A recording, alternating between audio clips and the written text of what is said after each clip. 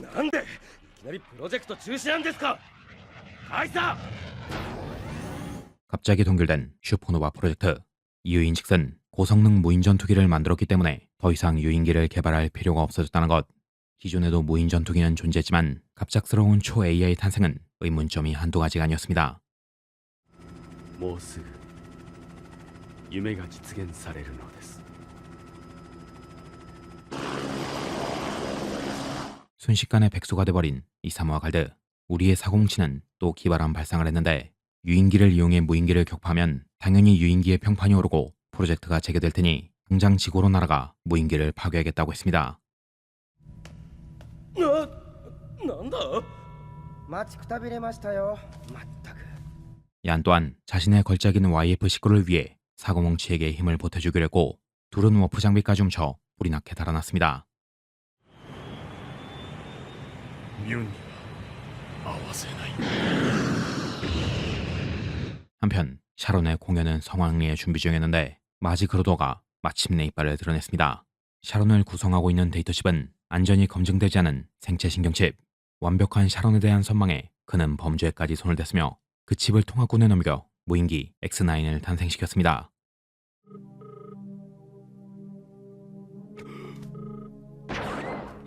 공연을 취소하려고 하자 단칼에 대표를 죽여버린 마지. 뮤는 이 사실을 바깥에 알리려고 했으나 돌연 시설의 인공지능이 뮤를 덮쳤습니다. シャロン、あなたはもう何もしなくて。 생체칩으로 완전한 자아를 갖게 된 샤론. 하지만 우려했던 대로 샤론의 자아는 심각하게 뒤틀려 있었습니다. ガルドが好き。でもイサムはもっと好き。 우정 때문에 입 밖으로 꺼내지 못했던 이사무를 향한 사랑. 뮌에게 감정을 배운 샤론은 자신도 어느새 이사무를 사랑하고 있다고 말했고 그의 꿈은 목숨이 위험할 정도의 스릴을 즐기는 것이니 이사무의 꿈을 위해 최고의 선물을 만들어주겠다고 했습니다. 何事か。こちらも通信回線の応答不能。自動防衛システムが強制作動しています。 지구의 모든 컴퓨터를 해킹하고 자신의 노래로 인류를 쇠뇌한 샤론. 지구엔 초거대 요새 마크로스가 존재했고 이는 그대로 샤론의 손에 떨어졌습니다.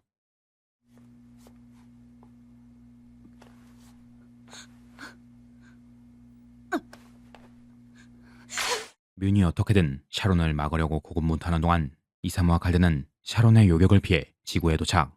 상황이 어떻게 돌아가는지도 모른 채 두 남자는 또 유치한 싸움을 시작했습니다. 初日の出の時のチキンレースだって俺が勝ってたのにお前がイチャモンつけたから先に足をついたのはお前だ。 외계인이든 지구인이든 남자들은 다 똑같나 봅니다. 俺の飛行機壊したのも貴様のはずだ。ねえ知るかとぼけるな。 급기야 도시에서 시가전을 벌이는 사고뭉치들. 다행히 도시 사람들은 뮌에게 세뇌당해 전부 콘스트 장애가 있기에 둘이 아무리 난리를 쳐도 피해자가 나오지 않았습니다. あの時だって貴様さえいなければ。 유치한 말싸움을 통해 점점 떠오르는 그날의 기억.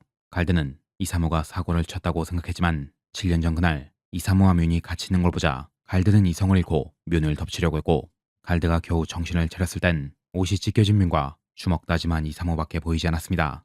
갈드는 전투 종족인 젠트라디의 혼혈. 그는 본능을 주체하지 못할 때가 있었고 그걸 진정시키기 위해 약까지 먹고 있었지만 이렇게 본능이 발현된 순간엔 아이러니하게도 그 일을 기억하지 못했습니다. お前は知っていたはずだ。昔の何もかも。だからなんだよ。 갈드를 위해 7년 동안 아무 말도 하지 않은 이사무.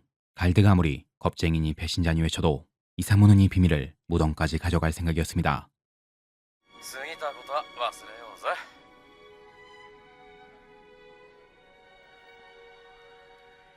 갈드와 이사무는 무사히 화해했지만 감동적인 순간도 잠시 샤론은 갈드와 이사무를 떨어뜨려 놓기 위해 X9을 보냈는데 行け。何。化け物は俺が始末する。お前はミュンのところへ行け。ガルド。 갈드가 X9을 상대하는 동안 뮌이 잡혀있는 마크로스로 향한 이사무. 샤론은 극적인 연출을 위해 마크로스를 기동시켰고 이사무는 날파리보다 작은 크기로 거대 병기를 상대해야 했습니다.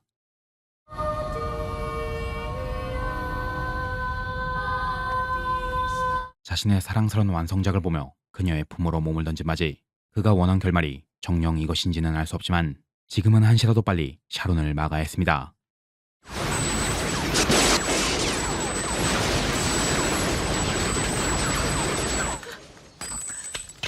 중추 AI를 파괴했다고 생각했지만 샤론은 이미 마크로스와 동화된 상태고 뮤는 더 이상 아무것도 할 수 없었습니다. 限界性能を引き出すしか。よーいサム、調子はどうだ。 유인기의 성능이 제한돼 있는 이유는 파일럿이 받는 중력 가속도 때문. 리미터를 해제한 순간 YF-21은 인간이 버틸 수 없는 속도로 비행하기 시작했습니다.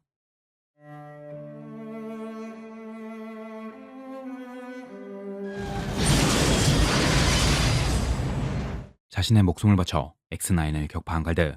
그는 7년 전 진핏을 이제야 갖게 됐습니다.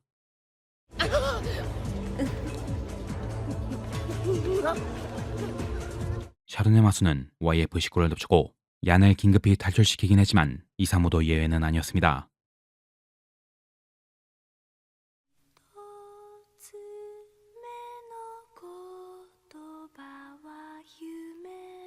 행복한 꿈속에서 들려오는 뮤의 노래. 인공지능이 보여주는 꿈 따윈 단 한 번도 바란 적 없었습니다.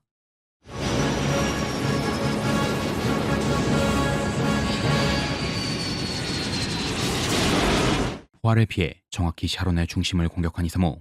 인류 역사상 첫 인공지능 아이돌은 사랑하는 남자를 이해하지 못한 채 처참히 쓰러졌습니다. 聞こえたんだ。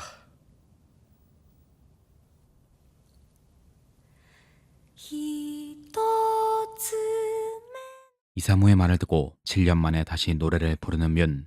셋이 함께했던 그날의 기억은 더 이상 악몽이 아닌 찬란한 추억으로 남을 것입니다. 지나는 시청자 여러분, 표고버섯입니다. 오늘의 리뷰 마크로스 플러스였습니다. 뜨겁지만 유치한 남자들의 우정을 그린 작품으로 상황만 다르지 저랑 친구들도 이사무와 갈드 같은 유치찬란한 다툼을 자주 하는 편입니다. 그래서 그런지 더 즐겁게 봤던 것 같아요. 초, 중, 고, 대학교 다 같은 곳을 나온 친구가 있는데 못난 놈들은 얼굴만 봐도 웃기다고 매번 티격태격하면서도 서로를 잘 챙겨주며 살고 있습니다. 의유 징그러워.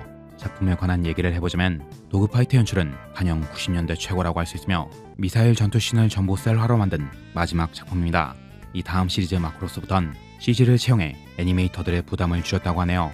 제가 가장 좋아하는 SF 시리즈라 차근차근 전 시리즈를 리뷰할 생각인데 마크로스 제로랑 플러스가 노래에 대한 비중이 적은 데 반해 다른 작품들은 노래에 대한 비중이 워낙 커서 음악 저작권 문제로 리뷰가 늦어지고 있습니다. 솔직히 그냥 대충 리뷰할 거면 노래 같은 거 안 넣어도 되지만 열성 팬인 제가 감히 마크로스 리뷰에 노래를 빼먹을 수 없죠. 맨땅에 헤딩해 가며 3곡 정도를 편곡해 놓긴 했는데 친구가 별로 없는 덕에 노래 부를 사람을 구하지 못했습니다.